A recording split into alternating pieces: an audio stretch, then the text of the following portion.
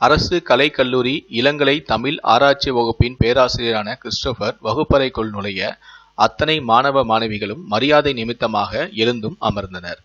பேராசிரியர் என்ற கெடிபிடிகள் எதுவும் காட்டாமல் ஒரு நண்பனைப் போல அவர் மாணவர்களை அணுகும் விதம் மிக அலாதியானது. அதனாலேயே அவர் வகுப்பறையில் இருக்கும்போது மாணவர்களுக்கே உரிய சேட்டைகளும் சில்மிஷங்களும் காணாமல் போயிருக்கும். நெகிழ்வான கதைகளுடனோ நகைச்சுவையான வார்த்தைகளுடனோ அவர் பாடத்தை விளக்கும் போது அது பசுமரத்தாணி போல மாணவர்கள் அறியாமலேயே அவருடைய நெஞ்சில் பச்சை குத்தப்பட்டு விடும். மாணவர்கள் வருகையை சரிபார்த்து வருகையேட்டை கையொப்பமிட்டு பின் மெல்ல பேசவும் தொடங்கினார். நான் கடந்த வாரம் உதவி என்ற ஒரு தலைப்பில் உங்களிடம் ஒரு கட்டுரை கேட்டிருந்தேன். அனைவரும் ஒரே மாதிரியான கருத்தை தான் எழுதியிருந்தீர்கள், ஒரே ஒருவரை தவிர என்ற சற்றே பேச்சை நிறுத்தி இடைவெளியும் கொடுத்தார். மாணவர்களின் முகத்தில் யார் அந்த ஒருவர் என்று அறிந்து கொள்ளும் ஆவல் சப்பனமிட்டு உட்கார்ந்திருந்தது. பேராசிரியர் பேச்சையும் தொடர்ந்தார். உதவி என்பதை யார் யாருக்கெல்லாம் கொடுக்கலாம், எந்த வகையில் கொடுக்கலாம்னு தான் எல்லோருமே எழுதியிருக்கீங்க. அதாவது ஏழைகள், ஊனமற்றவர்கள், ஆதரவற்ற வயதானவர்கள், உறவுகளற்ற அனாதைகள், இது போன்றவர்களுக்கு பணமாகவோ உணவாகவோ பொருளாகவோ உடல் உழைப்பாகவோ உதவி செய்யலாம் என்றுதான் அனைவருமே எழுதியிருந்தீர்கள். இது பொதுவாக எல்லோரும் சிந்திக்கக்கூடிய இயல்பான எண்ணம்தான். ஐயா, வித்தியாசமா யார் எழுதுனாங்க, என்ன எழுதுனாங்க, சீக்கிரமா சொல்லுங்க, சஸ்பென்ஸ் தாங்க முடியல என்று ஒரு மாணவன் எழுந்து சொன்னான். சொல்றேன், மணிவேல் இங்க வாங்க என்றார் பேராசிரியரான கிறிஸ்டோபர். அந்த மாணவர் எழுந்து ஆசிரியர் மேடைக்கு சென்றார். மணிவேல்தான் அந்த வித்தியாசமான சிந்தனைக்கு சொந்தக்காரன்.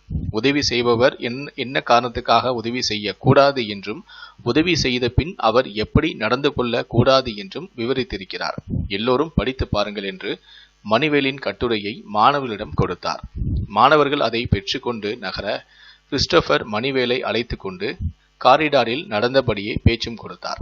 நீங்கள் எழுதியிருக்கிற கட்டுரையின் கருத்து அனுபவித்தாரால் மட்டுமே தான் சிந்திக்க முடியும்.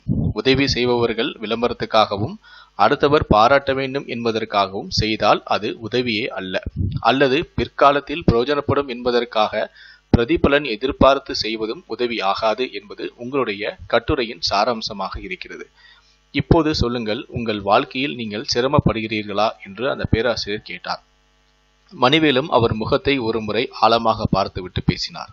ஆமா ஐயா, என் சிறு வயதிலேயே தந்தை இறந்து விட்டார்.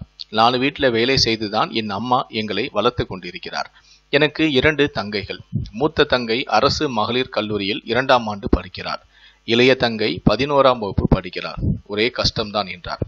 எங்களுக்கு எப்போதாவது பண உதவி செய்யும் உறவினர்கள் அதை பலரிடம் சொல்லி காண்பிக்கிறார்கள்.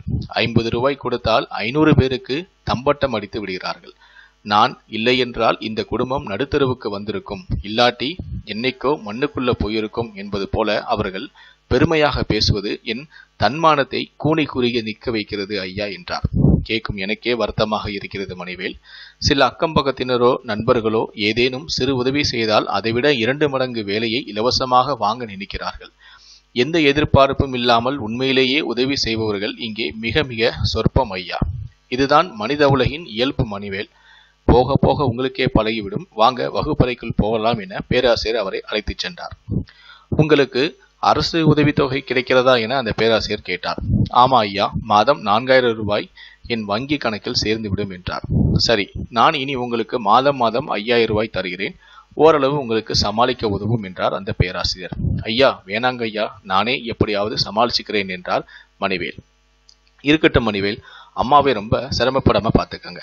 அதன் பிறகு பேராசிரியர் கிறிஸ்டோபர் மாதம் 5000 ரூபாய் கொடுக்கவும் ஆரம்பித்தார். தேர்வு வந்தபோது அதற்கான கட்டணத்தையும் தானே செலுத்தினார்.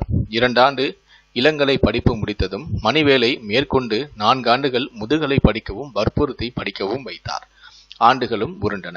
மணிவேல் முதுகலையின் இறுதி தேர்வெழுத பட்டம் வாங்க காத்திருந்த போதுதான் மணிவேலின் தலையில் இடியாக இறங்கியது அந்த செய்தி.